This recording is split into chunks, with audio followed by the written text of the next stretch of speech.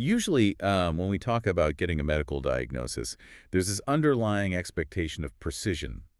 Right, it feels almost like engineering or something. Exactly.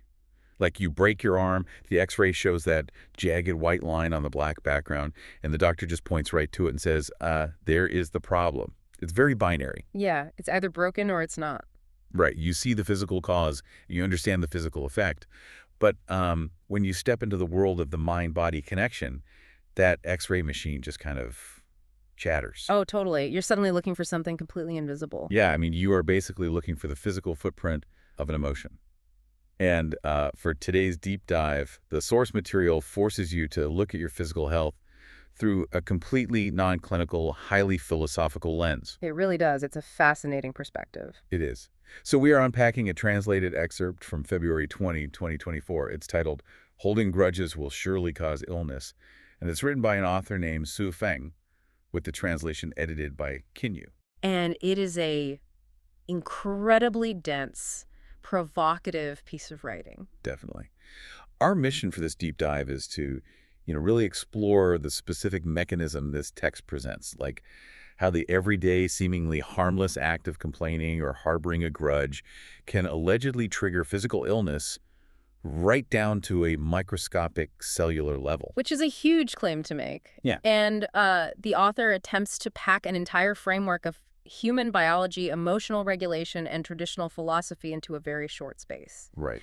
But I think what stands out immediately is how Feng builds the very foundation of this framework. I mean, he completely abandons the modern language of empirical science. Yeah, that is actually the very first thing that jumped out at me. I mean, if someone hands me an essay claiming a direct causal link between my bad mood and a physical illness, my immediate instinct is to ask for the data. Oh, absolutely. You want to see the control group, the sample size, all of that. Exactly. But Xu Feng explicitly writes in the opening line, I haven't conducted any statistics, but I understand the principle that holding grudges will surely cause illness. Yeah, and later he just casually refers to this as simple common sense.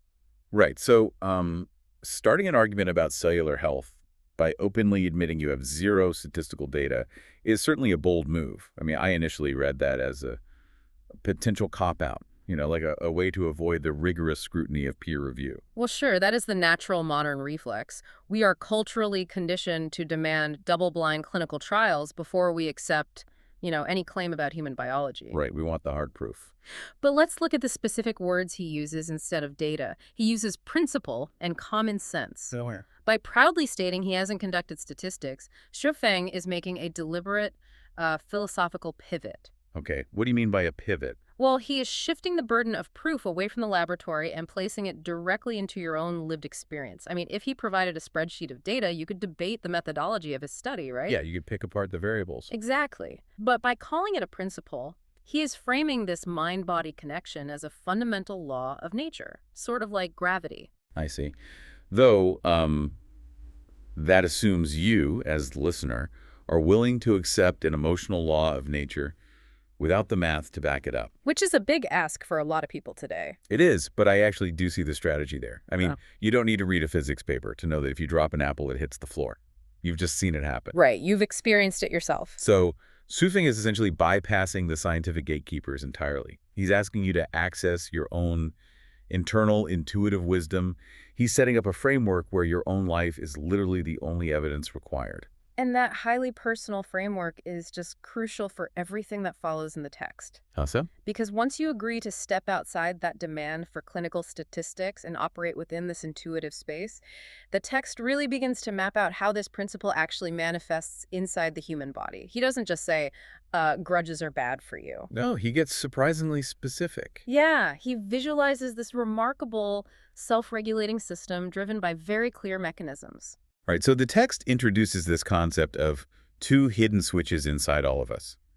There's the self-activating detox switch and the self-destruction switch. Which are incredible terms to use. They really are. And what's particularly interesting here is that Xu Feng isn't demanding a life of absolute Zen perfection. No, not at all. He explicitly notes that occasional resentment or hatred are not serious issues.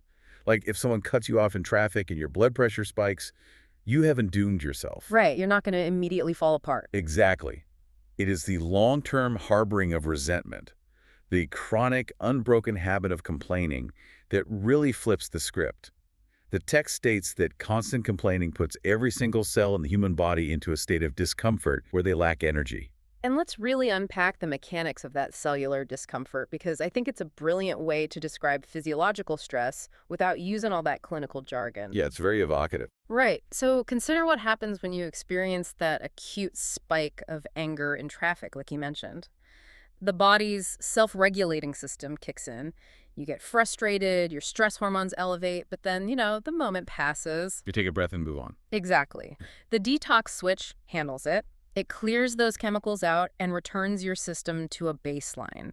The body is literally designed to process brief, intense emotions. The system works exactly as intended. Yes, but chronic complaining is a different mechanism entirely. Okay, so if we map this out physically, think of holding a grudge, like leaving a dozen heavy, unoptimized background apps running on your smartphone. Oh, I like that analogy. Yeah, like you might not be actively looking at those apps, but they are constantly pinging the server, pulling data, and just draining the battery in the background. In this analogy, the battery is your cellular energy. Right, the energy your body needs to just function.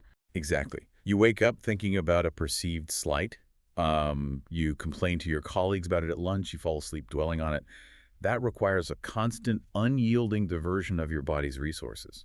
And that background app analogy perfectly illustrates the text's focus on the duration of the resentment. It takes massive amounts of physical energy to sustain anger over time. It's exhausting. It is. Yeah. You are actively depriving your cells of the energy they need to perform their normal reparative functions because all that energy is being hijacked to sustain this emotional friction. Wow. And the text argues that when cells are starved of energy for long enough, they undergo what Shuifeng calls qualitative changes. Qualitative changes. Right, leading to pathological issues in the most vulnerable organs. That phrase, qualitative changes, feels very deliberate to me. How do you mean? Well, a quantitative change would just mean you have, less energy or maybe fewer healthy cells. But a qualitative change suggests the cell fundamentally alters its nature. Oh, that's a great point. Yeah, it stops acting like a healthy, functioning part of the community and mutates into a liability because it is just completely exhausted by the ongoing background drain of your resentment. Yes, exactly. So the self-destruction switch he mentions isn't a literal button that a grudge just pushes. It seems to be the inevitable collapse of a system that has been starved of operational energy for way too long. That is a critical distinction to make. The text views illness not as some random strike of bad luck, but as the logical, almost mechanical endpoint of cellular exhaustion. Right. And the author doesn't just leave it at a general sense of fatigue either. If constant complaining forces these fundamental qualitative changes, Shuifeng gets highly specific about where the most catastrophic damage occurs. It does. He singles out the heart. He singles out the heart, yeah. And this is where the text escalates so dramatically. It moves from this idea of general cellular discomfort to a very severe set of symptoms. It's intense very quickly. It really does. Shuifeng describes the heart as the organ most vulnerable to the, quote, invasion of resentment.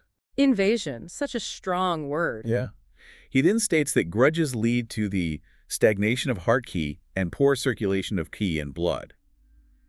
And then, most surprisingly, he warns that this stagnation will actually cause a person's ability to resist cancer cells to decline.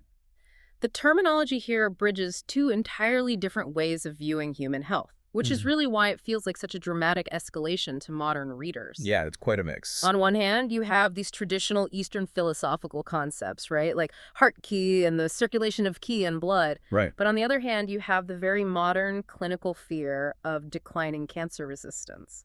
Let's push on that bridge for a second, because drawing a straight line from complaining about your boss to a drop in cancer resistance is a massive leap for a listener to take. It is a huge leap. So how does the text logically connect an invasion of resentment to a literal immune system failure? If we treat resentment as an invasion, the text is essentially framing an internal emotion as an external pathogen like a virus. Which is deeply significant when you consider the target of that invasion. In traditional frameworks, the heart is not merely a mechanical pump. Okay, what is it then? It is viewed as the emperor of the body. It governs consciousness, vitality, and the flow of all resources. The emperor. Wow. Right. So if resentment is a pathogen that specifically attacks the emperor, the entire kingdom suffers a supply chain failure. And that is exactly what Shuifeng means by stagnation.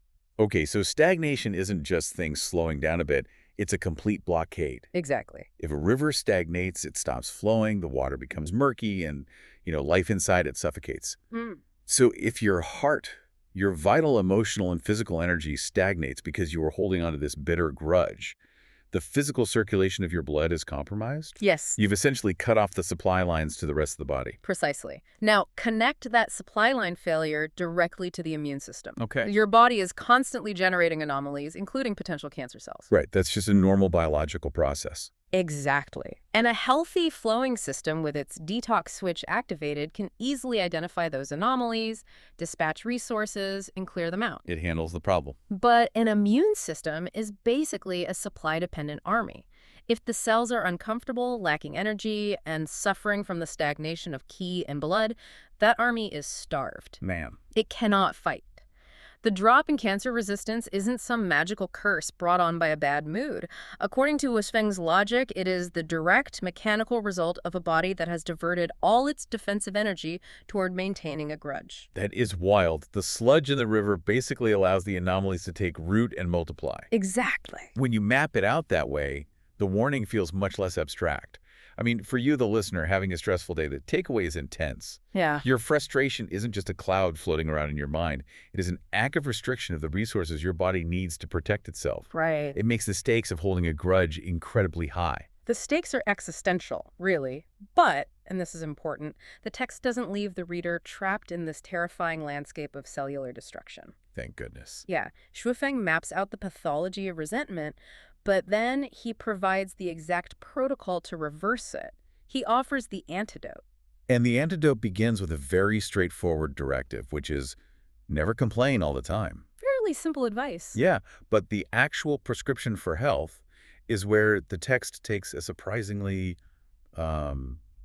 poetic turn. It really does. Feng states that to keep resentment from invading the heart, one must be open-minded, optimistic, find things that make them happy. This is the crazy part. Be romantic. Yeah, that word really stands out. It does. He argues that as long as you are happy, resentment will dissipate and the body will be healthy. We really need to analyze that specific list of traits, particularly the inclusion of the word romantic, because it completely disrupts our usual expectations of medical advice. Completely. I mean, optimistic makes sense. Open-minded is a fairly standard wellness term. Yeah. But romantic feels like it belongs in a completely different essay.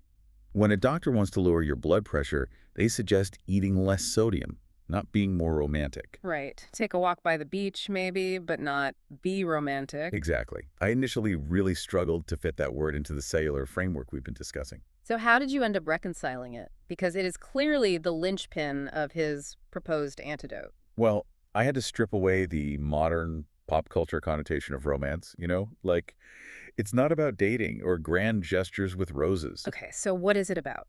In the context of heart key and cellular flow, I think being romantic means treating daily life with a sense of wonder and grace, rather than viewing it as this series of transactional inconveniences to complain about. Oh, I see. It's about romancing the mundane, choosing to find the aesthetic beauty in your morning commute or appreciating the complexity of a difficult project at work instead of just sulking about the traffic or the effort required. That is a really profound way to interpret it, and honestly, it aligns perfectly with the physics of the text. Really? How so? Think about what a grudge physically requires. Resentment makes your worldview incredibly narrow and rigid. You become entirely fixated on the specific person who wronged you or the specific situation that didn't go your way. You get tunnel vision. Exactly. Stagnation is rigidity. It is the literal hardening of your perspective. Right, the river freezes over. Yes.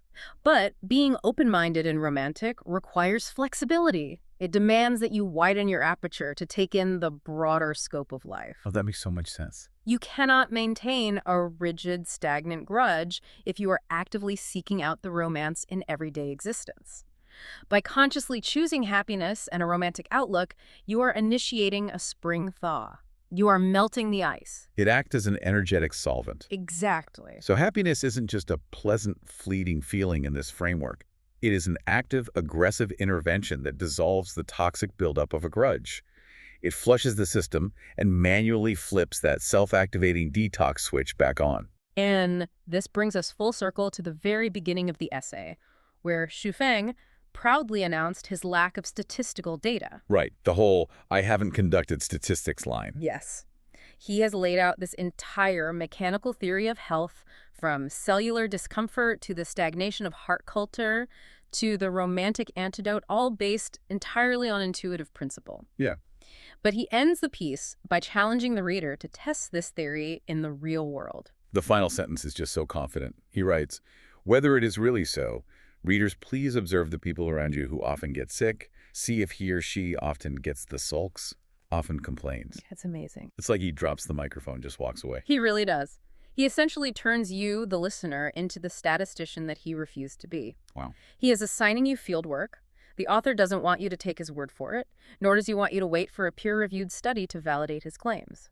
He is asking you to compile your own data set using your immediate social circle. It forces an immediate, highly personal audit.